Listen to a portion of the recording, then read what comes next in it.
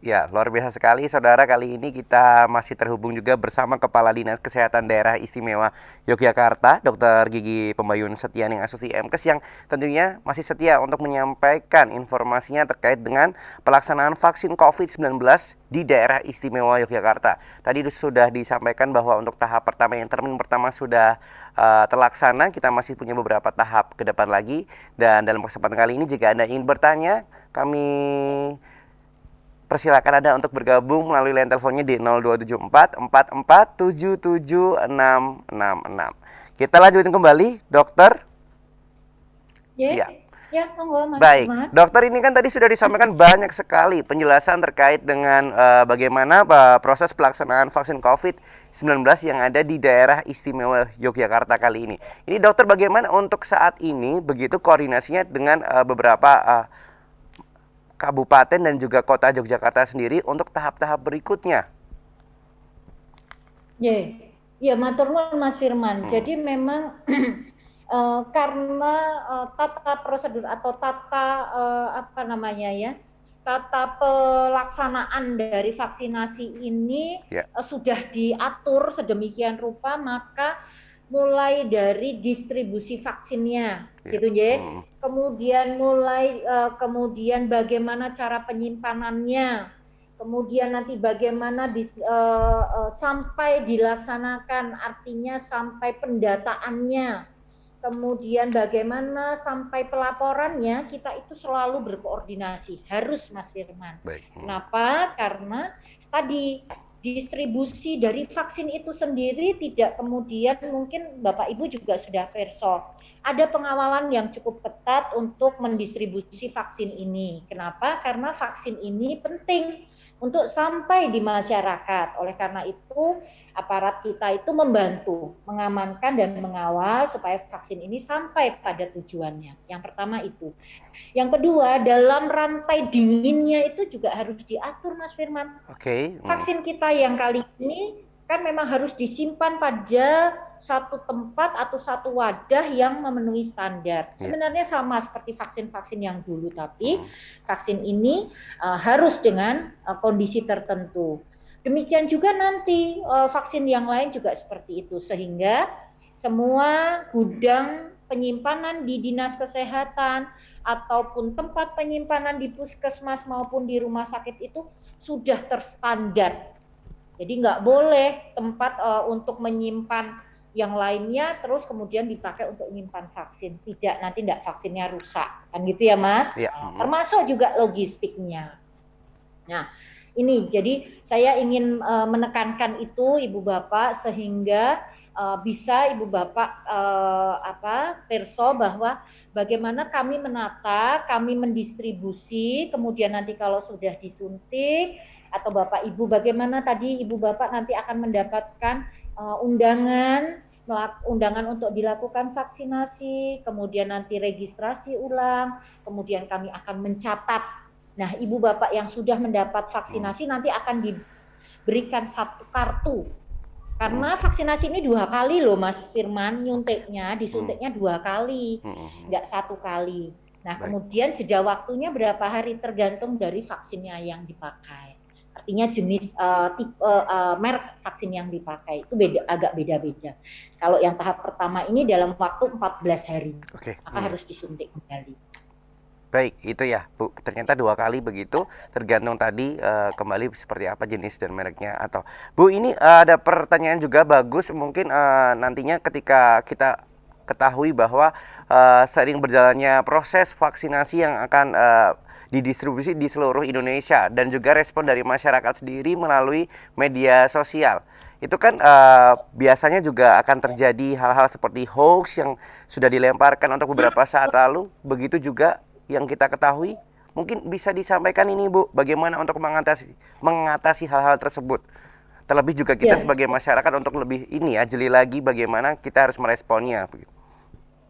Betul sekali Mas Firman, terima kasih sudah diingatkan. Betul, jadi dalam pelaksanaan ataupun dalam sosialisasi tentang vaksin ini memang lebih gencar, lebih cepat hoaxnya daripada sumber-sumber yang resmi yang diberikan gitu. Nah Bapak Ibu, pemirsa RBTV yang saya hormati, monggo mencarilah sumber-sumber informasi yang artinya yang betul-betul dari sumber resmi. Ada dari Kominfonya GoID @GoID atau dari Kementerian Kesehatan atau dari Dinkes DIY atau Dinkes Kabupaten Kota, sehingga ibu bapak akan mendapatkan informasi yang benar. Nah, ini pun sudah terjadi Mas Firman di salah satu provinsi dalam pelaksanaan vaksinasi ini sudah, mohon maaf, sudah kemudian ada yang lain nih, gitu ya. Jadi misalnya yang baru saja tadi pagi kami mendapat informasi bahwa tipe dari SPED atau jarum SPED yang untuk menyuntikkan itu sudah dipelintir lagi gitu. Tapi yakinlah ibu bapak bahwa itu ya kan hal-hal yang seperti ini kemudian membuat kegalauan di masyarakat. Jadi ibu bapak boleh melihat atau mencari informasi dari sumber resmi tadi. Kalau ada tulisannya Kemenkes GoID, nah itu boleh dicari, atau Dinkes GoID atau Kominfo gitu ya Mas Firman ya. Nah, hal-hal yang seperti ini. Termasuk yang hari ini resmi nih dari RBTV. Pastinya ya Bu ya, bersama Dinas Informasi resmi, ya. Bukan hoax. Oke, pastinya ini ya sekaligus himbauan untuk masyarakat bagaimana tadi kita untuk mengatasi respon yang ada di media sosial. Sekali lagi kita mungkin bisa lebih jeli lagi untuk percaya bagaimana informasi yang didapat dalam kesempatan beberapa masa kali ini.